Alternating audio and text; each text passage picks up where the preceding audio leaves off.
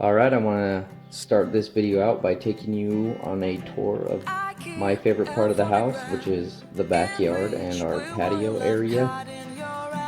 Everything's covered right now. We just got brand new furniture out here and we just redid the cement, or we actually just put a coating down on the cement that makes it super nice. It's easy to sweep. Water's easy to get off. Kind of gives you a nice texture. I hate walking on dirt cement with my bare feet, and so this coating helps me not care about that so much. So we got our fireplace out there and our heater and our covered patio area with our lights. The little wall there and our lemon tree. Produced 2 lemons last year.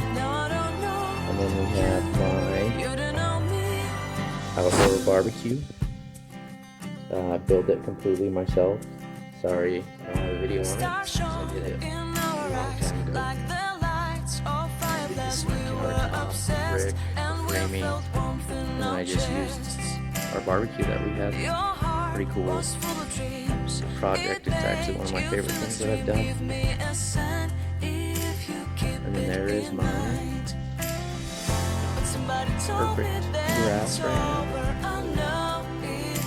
I've already cut it 4 times and it grows like a dang forest, so I adjusted my watering so the water's a little bit less, so I don't have to put so much because can't keep up with that. It's a lot of work. But today, like the video shows, we're going to be working on that planter box. So I've already done some of it, and I'm going to complete the top layer. So we're going to go and take a look at that real quick. I'm just going to add one more layer onto it. When I did it, I thought 3 would be alright, but once I got the grass planted and stuff like that, it actually ends up being a little bit higher. So we're going to put one more level on it, and we're going to walk through how that's done. We're going to fill that with dirt. Not today, but we're going to build that top level. And when it comes to planter boxes, the way that I'm going to do it, you can do it with anything, whether you're doing any raised type of planter box, doing a square or a triangle or a rectangle or whatever you decide to do, whether you're stacking them on top of each other. The way that I'm doing this is pretty much going to go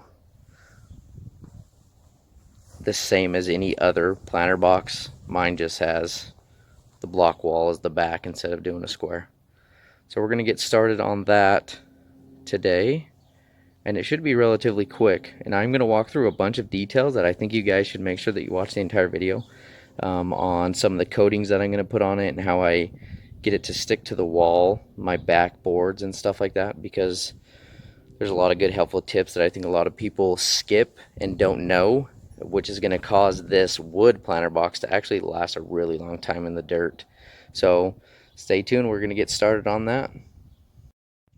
Okay, so the first thing that I'm going to do is I'm going to replace these corner beams with the right size. So I got to make it another 5.5 inches taller because these are 2x6s, so that I can put that next layer so I can screw it to it. So that's what we're going to do next. I've already unscrewed it. I'm going to move it out of the way and put in the new beam.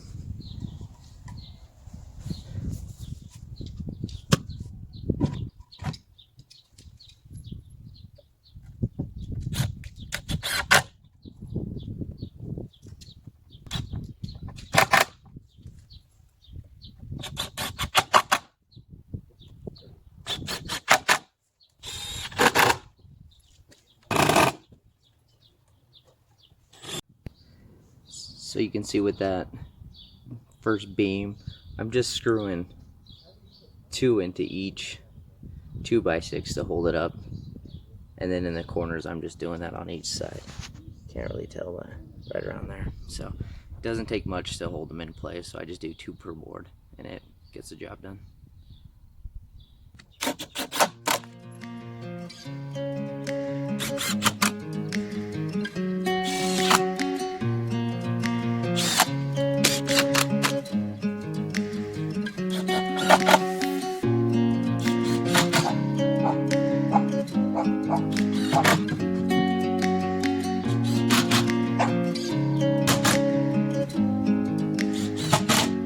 You wanna know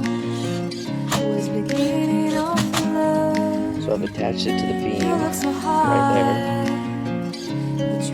And behind, I added in a little bit of a support beam like I did in the first 3 layers. That way it just has something to screw to so it stays sturdy. And then I'll add some other supports in there in a little bit and I'll show you how it's done. But we're going to keep just moving right along.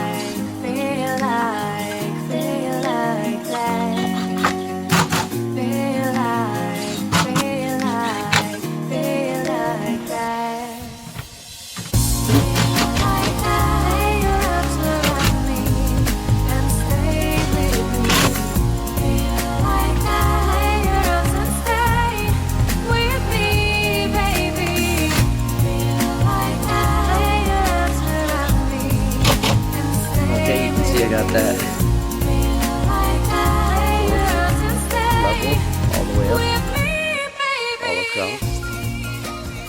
Then I know you didn't get to see much of what was going on behind, but I have all these support pieces that just kind of suck it all together so it looks even and that the boards aren't bowing like that.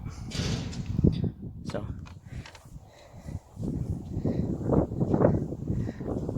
there you have it. We have that third layer up. It's pretty simple. I'm going to go and put a couple more support pieces in there.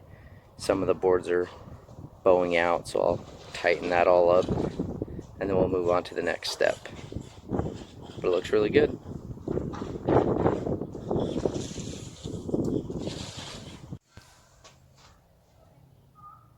Okay, so I've seen a lot of people build planter boxes, square ones, rectangle ones, and one thing that they skip that is going to cost them in the long run with having their wood rot is they don't use this stuff on it. So I'm going to do a coating of that next layer with this. It's called copper green brown wood preservative.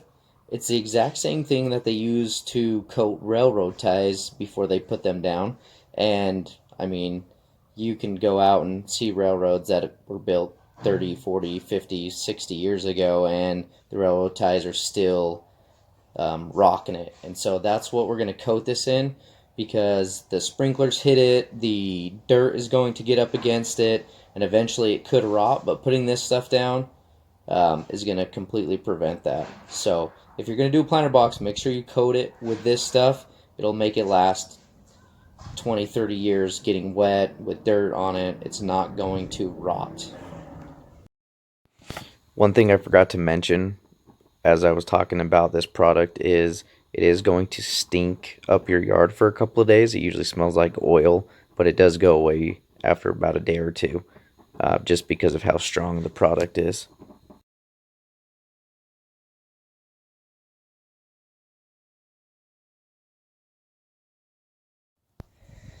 Alright, when I did the first layer, I had already put some of this on, so I just kind of did a second coat over what I could. I didn't get too carried away with it, but that stuff will completely coat that wood, prevent water from even seeping into it, and will help it from rotting. Now I'm going to go and put some liner in the back of this, and I'll show you how I'm going to do that to even help preserve the wood even more, and then it'll help. There are some cracks, you know, and I don't want any dirt to fall in between them and into the grass, so I'm going to put another, like a weed barrier, and staple it to the back of the wood, and I'll show you how that's done. Alright, for this next part, what I'm going to do is I'm going to put down some weed barrier along the back edge of this. Just gives a little bit of added support to the wood in preventing that dirt from eroding it or anything like that, and then it also helps dirt from seeping through the cracks in the wood and stuff like that. So I'm going to show you how that's done. What I've done is I've actually just taken the weed cloth and just cut it down to the exact height that it needs to be. I'm just going to staple it as I go and roll it out, and so show you how that's done.